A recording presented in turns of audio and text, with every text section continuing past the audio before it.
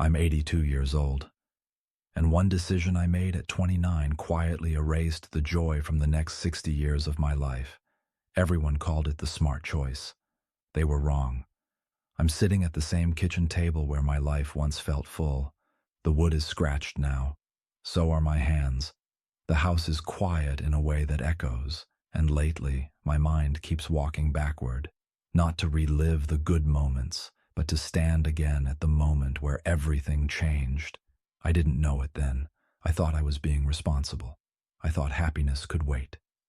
Main script. Before the mistake. I was born in 1943, just as the world was learning how to breathe again after war. My father worked with his hands. My mother kept a spotless home and a tired smile. They taught me one thing above all else. Security mattered more than joy. By the time I was 25, I believed that with my whole chest.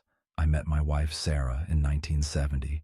She laughed with her whole body, head thrown back, hands clapping.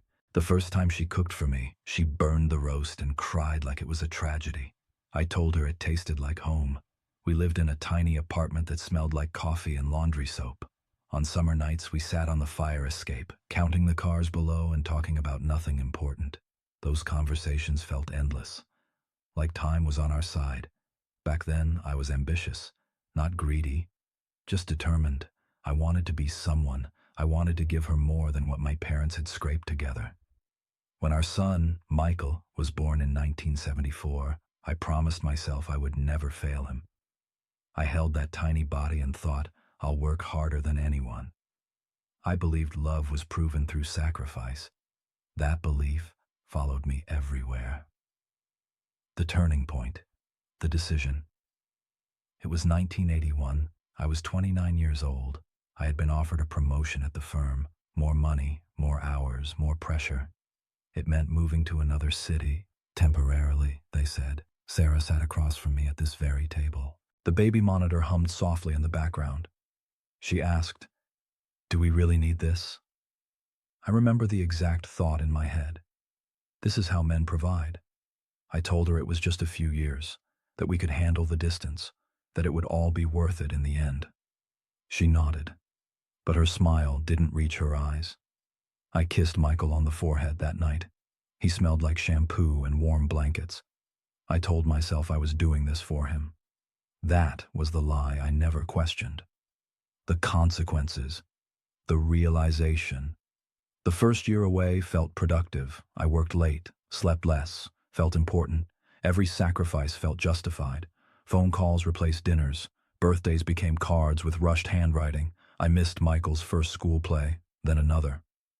Sarah stopped complaining. I thought that meant she understood. It didn't occur to me that silence can be surrender. Years passed quietly, promotions stacked up. So did the distance. By the time I moved back, something was different. The house felt unfamiliar. Michael barely looked up from his room. Sarah had learned how to live without me. We stayed married, but the laughter never returned. Decades later, at 67, Sarah got sick. I sat beside her hospital bed holding the same hands I once let go of. She looked at me and said very softly, "You were always chasing something." She passed that winter. At her funeral, Michael hugged me politely, not tightly, politely. That's when it hit me. I didn't lose my family all at once. I traded them away, slowly. The wisdom, present day. Now I wake up alone. The mornings are long.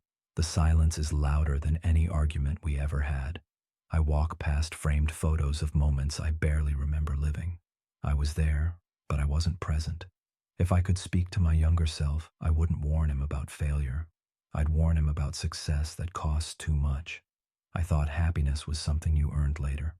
I didn't know it was something you had to protect. Time doesn't announce itself when it's slipping away.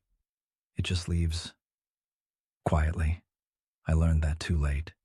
If you're listening to this and thinking about working one more late night, waiting one more year, putting love on hold just a little longer, please don't. You still have time. I don't. Call the person you miss. Sit at the table. Choose now. If this story stayed with you, Stay with this channel. There's still time to learn, if you're willing.